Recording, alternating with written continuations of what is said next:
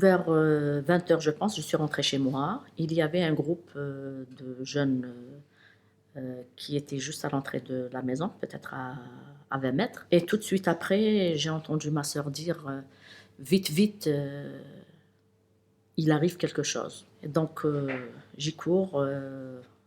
Devant la porte d'entrée, il y avait déjà ma sœur, ma mère arrive. On ouvre la porte et en face de nous, il y avait mon frère qui était entouré de 5 individus. Chacun tenait une arme à feu qui entourait la tête de mon frère.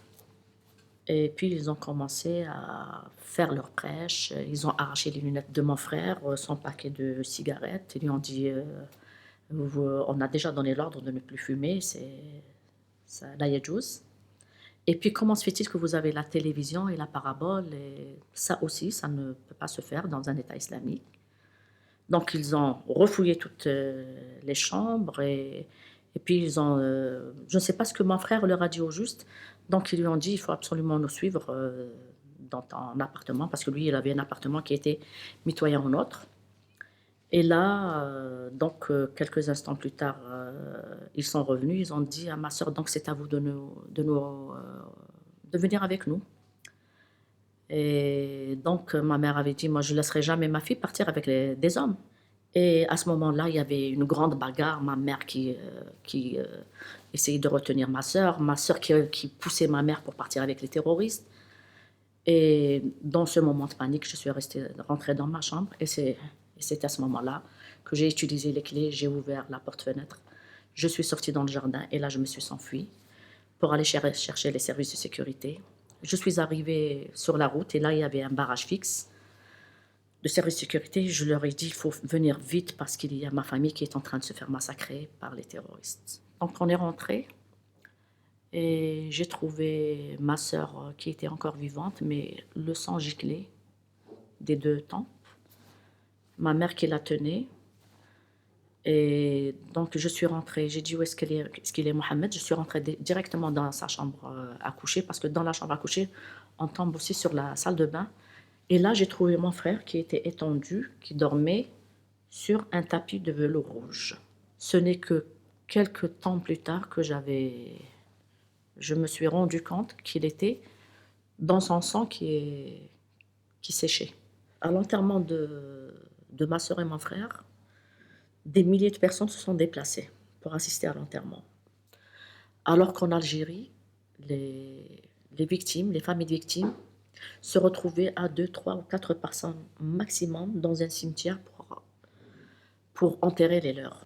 Tous ceux, à l'époque, qui décidaient d'aller assister à l'enterrement, ils étaient portés sur la liste de personnes à abattre, à assassiner. Et c'était des listes qui étaient placardées dans les mosquées ou bien dans les quartiers à côté des mosquées.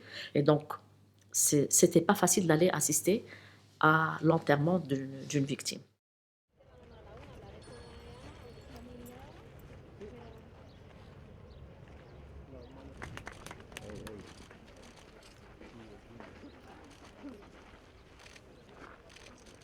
Mon frère a été torturé jusqu'à la mort.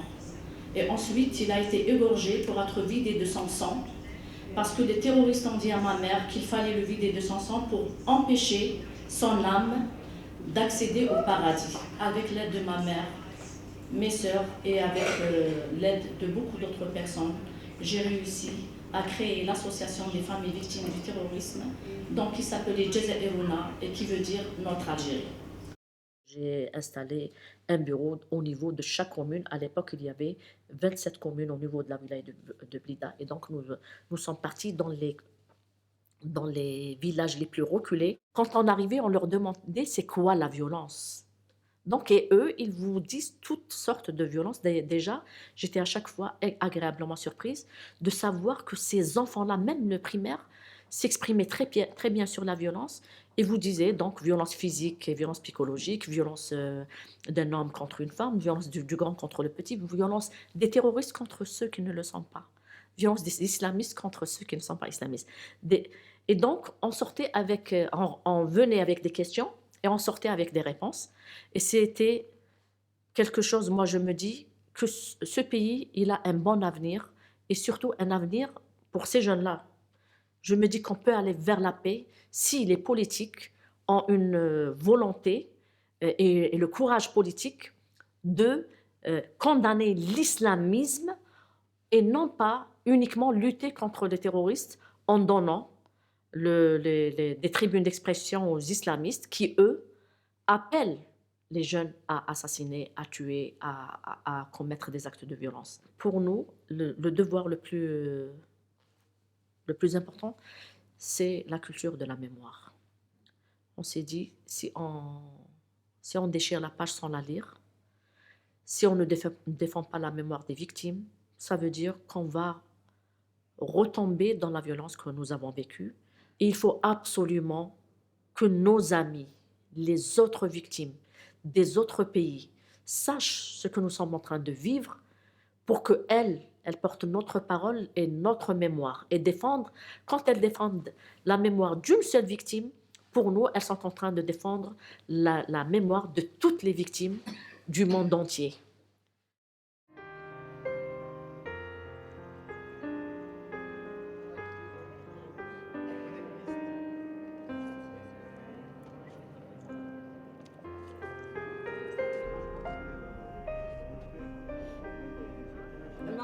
يعني لقاء أو محاضرة. لماذا الجزائر؟ يمكن الجزائر مع الانتخابات مع